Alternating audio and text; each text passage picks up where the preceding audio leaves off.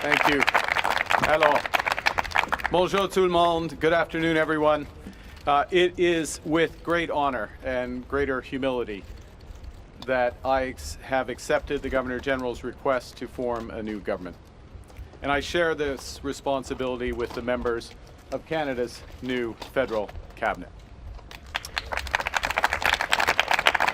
I'm going to applaud them. Canadians elected this new government with a strong mandate to define a new economic and security relationship with the United States and to build a stronger economy for all Canadians. Canadians also sent a clear message that their cost of living must come down and that our communities must be safe. The swearing in of this cabinet is amongst the fastest following an election, and the beginning of the new parliament will be one of the most rapid following an election in Canadian history. We are starting as we aim to go on. Our government will deliver its mandate for change with urgency and determination. We're going to deliver that mandate with a new team, purpose-built for this hinge moment in Canada's history. This cabinet is smaller and more focused than those of previous governments. It will operate with a commitment to true cabinet government, with everyone expected and empowered to show leadership, to bring new ideas, to have a clear focus, and to take decisive actions to accomplish their work. In a return to more traditional cabinet government, our cabinet will be supported by 10 secretaries of state who will lead on key priorities within their ministers' portfolios. Nous allons gouverner en tant qu'équipe, autant au sein du Conseil des ministres que du caucus, et travailler de façon constructive avec l'ensemble des partis au Parlement. The decisions made by this new Parliament, which starts on the 26th of May, will be critical to Canada's future. Our new government's core priorities will be outlined on the 27th of May by His Majesty King Charles III in the speech from the throne. Nous allons travailler avec l'ensemble de nos partenaires pour atteindre nos objectifs et réaliser les changements désirés par les Canadiens et Canadiennes. Le Canada est plus qu'une nation. C'est une confédération fondée sur l'union des peuples français, anglais et autochtones. L'approche de notre gouvernement va refléter cette réalité. We will govern as a cabinet constructively and collaboratively, working with caucus and across parties in Parliament to deliver the change that Canadians want and desire. Our new government will be a strong and reliable partner to the provinces, the territories, and to Indigenous peoples. We will reinforce bridges across labor, business, and civil society. And together, we will advance the nation-building investments that will support the core mission of this government, which is to create the strongest economy in the G7, an economy that works for everyone.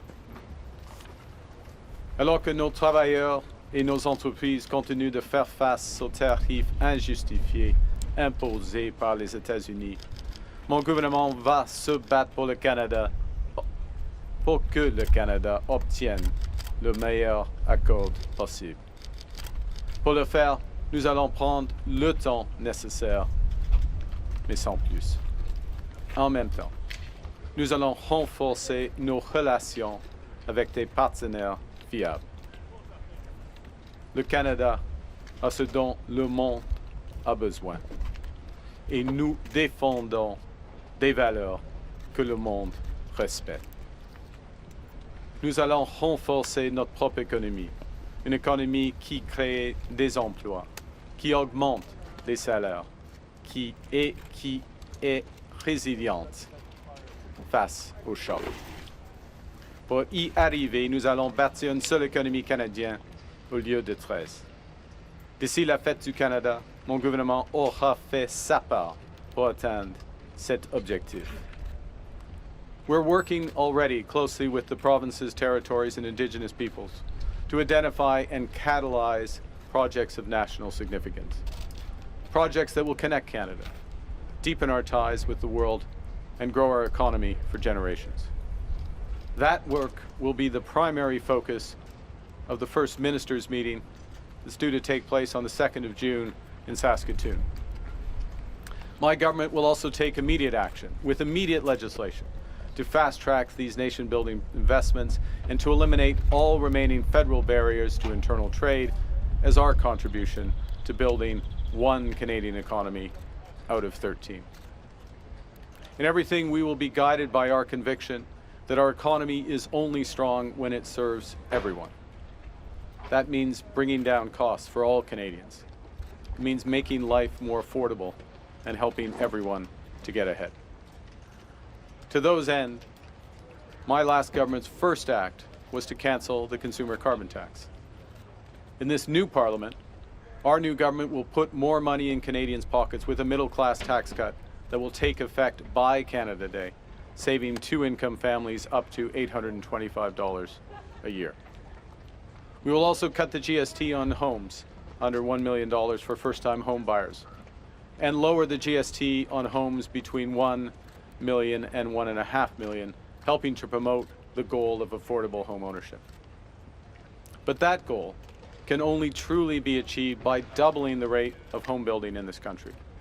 So we will build homes faster at lower costs with a smaller environmental footprint in construction and greater efficiency once families move in.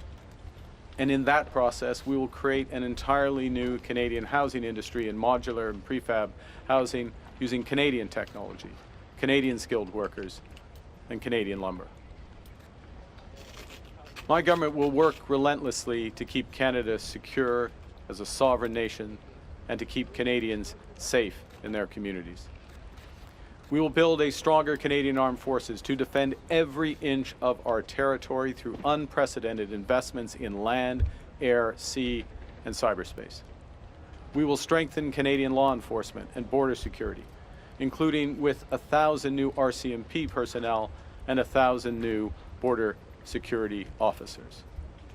And we will toughen the criminal code for those threatening the safety of Canadians, including making bail harder to get for those charged with stealing cars, with home invasion, or with human trafficking.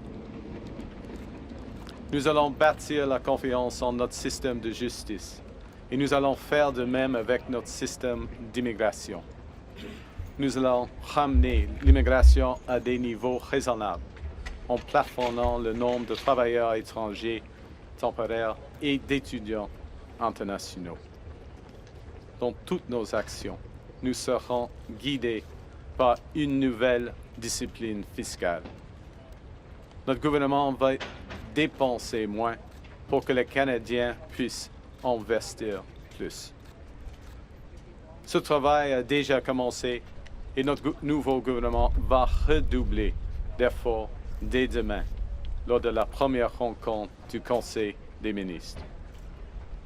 Les Canadiens nous ont donné le mandat d'apporter de grands changements rapidement, de bâtir.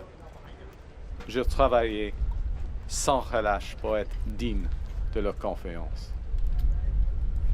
In this past election, more than 1,900 people put their names on a ballot, and more than 19 million Canadians marked those ballots with their choice.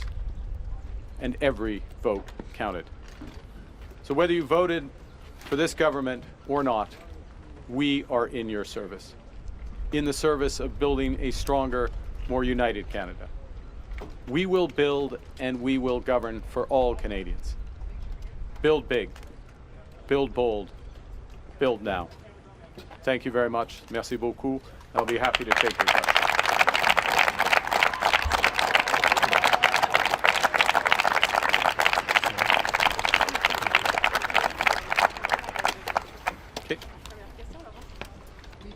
Carney, Laurence Martin de Radio-Canada.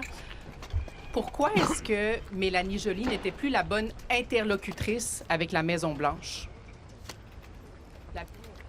Madame Joly a beaucoup de talent et de talent en ce qui concerne les affaires étrangères, y compris les relations avec la Maison-Blanche ou les Américaines.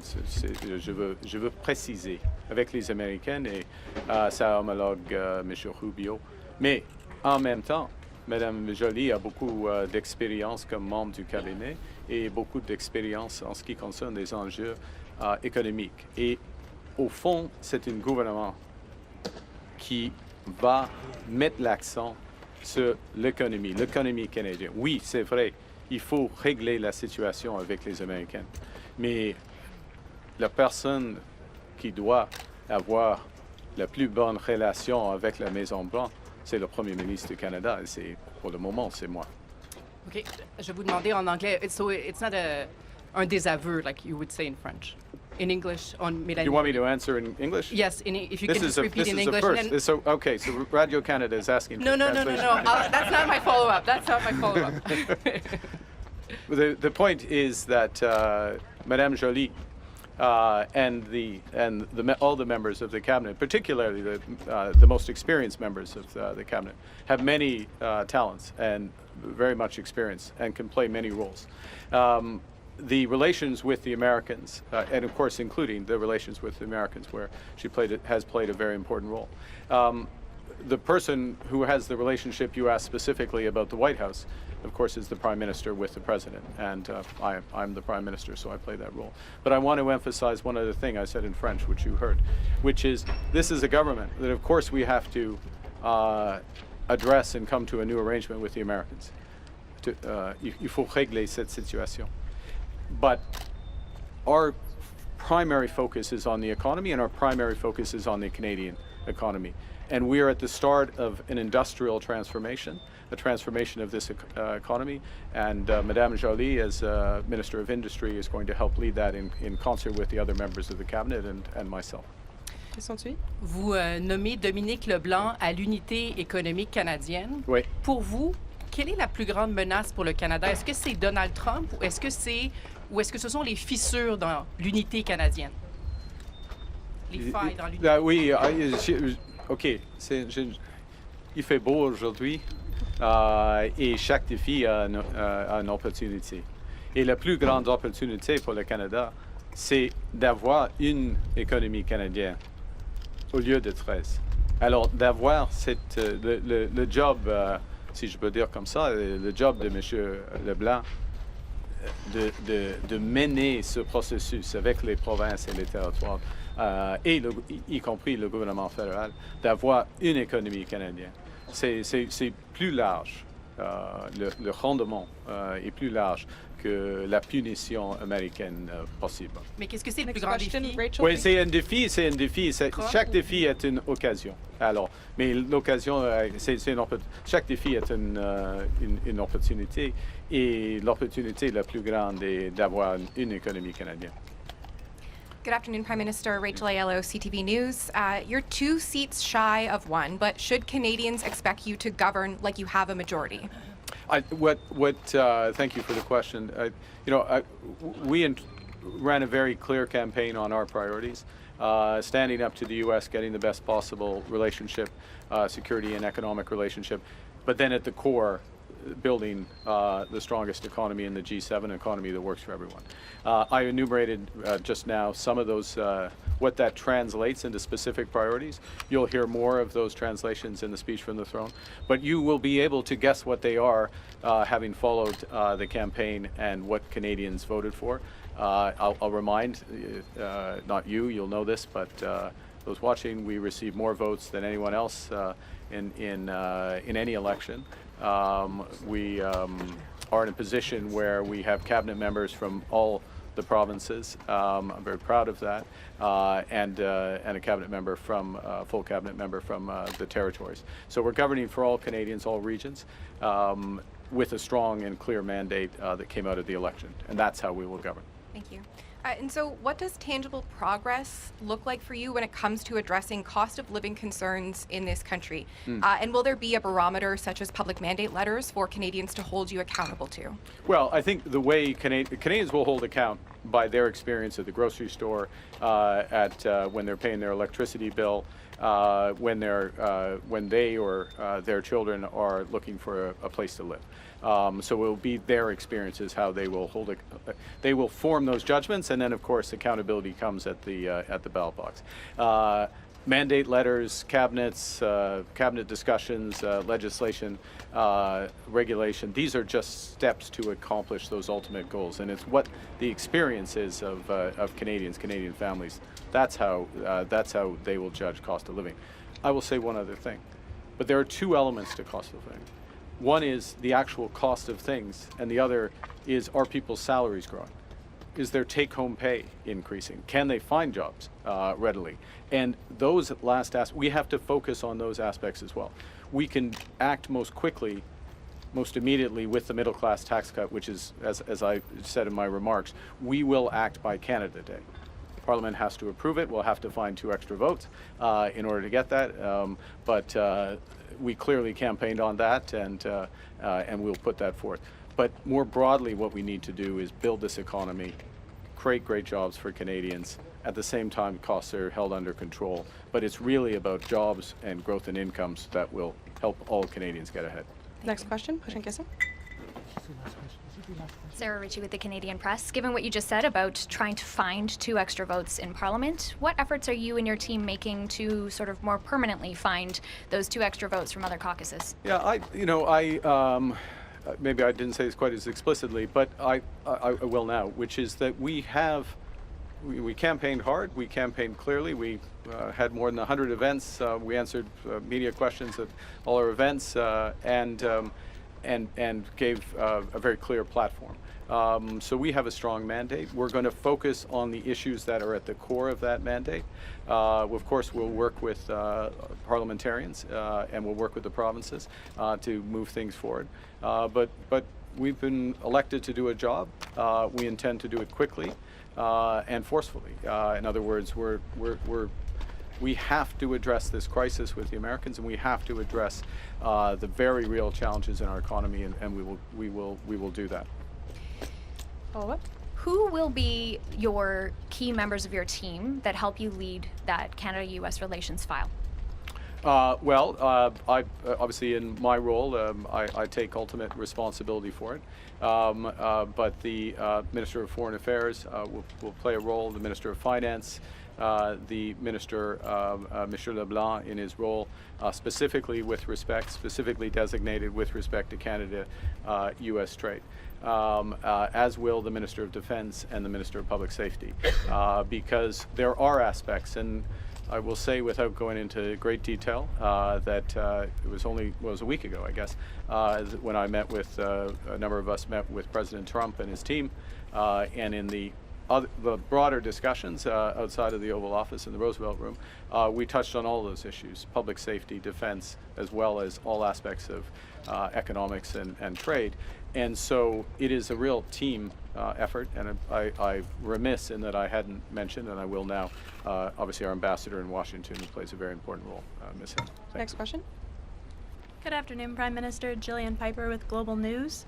Interim NDP leader Don Davies told Global News that your government was reaching out and calling NDP individuals about trying to poach them to join your party.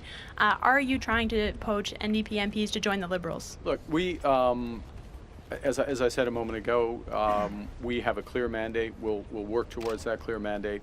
We're always interested in working with parliamentarians from any of the opposition parties to support that mandate. Obviously, those discussions will intensify as Parliament returns in the course of the next, well, it's less than 2 weeks. So clear mandate, focus on those. Speech from the throne will be quite clear in terms of our priorities. We'll work with Parliament. Thank Follow-up? you. And as a follow-up, when Gregor Robertson was Vancouver mayor, the price of buying a house increased by 179% in one of the most expensive markets in Canada. Why do you think someone with this track record should oversee the housing file? Is this a signal from you that you don't think housing prices should go down? You would be very hard-pressed to make that conclusion from everything I've said and what our priorities are. We have a strong view on housing, a very clear policy, a policy developed with a number of members of the team, including with Mr. Robertson. And I'm thrilled that he is in the new role because he brings the type of experience that we need to tackle some aspects of this problem. One of them is is how the federal government can help get municipal costs and municipal regulation costs down and regulation out of the way so that more houses can be built. Ultimately, the housing crisis, and it is a crisis, is ultimately solved by supply. We can do things to help with affordability at the start, which is why we have the GST cut, but ultimately it's a question of supply. And as I think you know, Julie, we have very aggressive objectives on supply, the doubling of the building of supply across Canada. We're going to have to change how we build.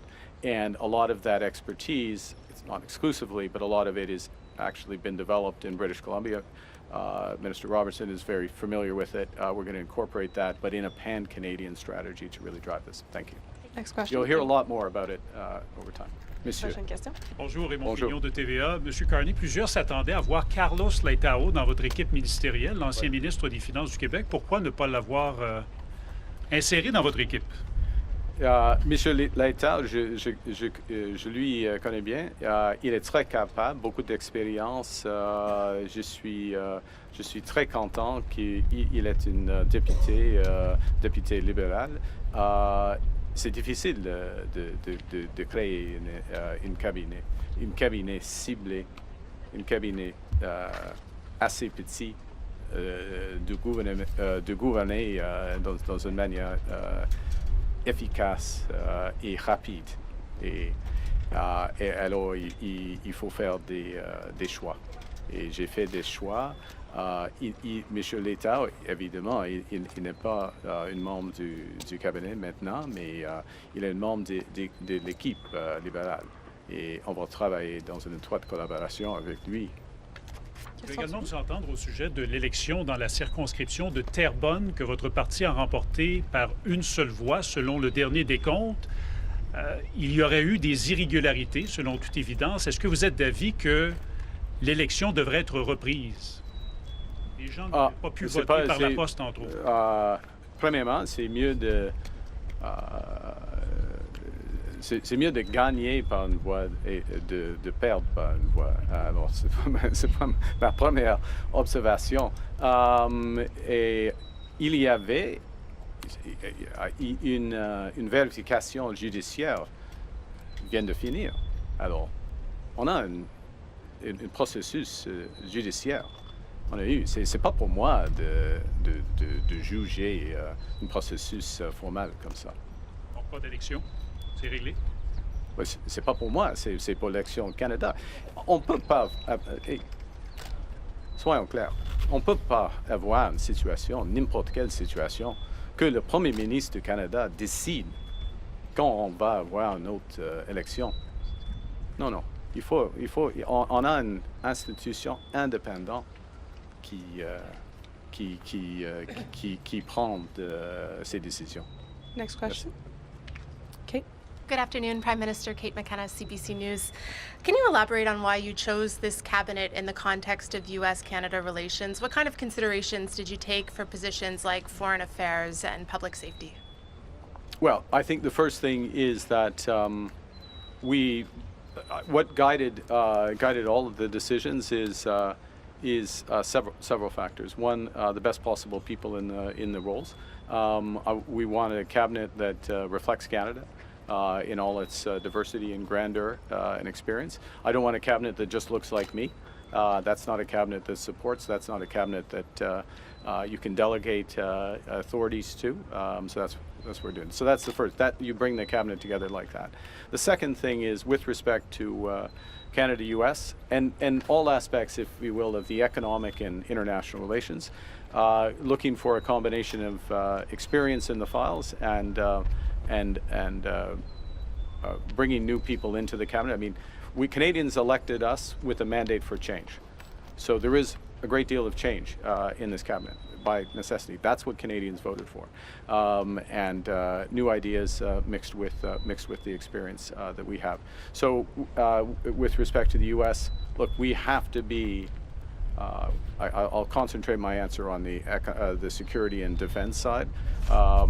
We are developing.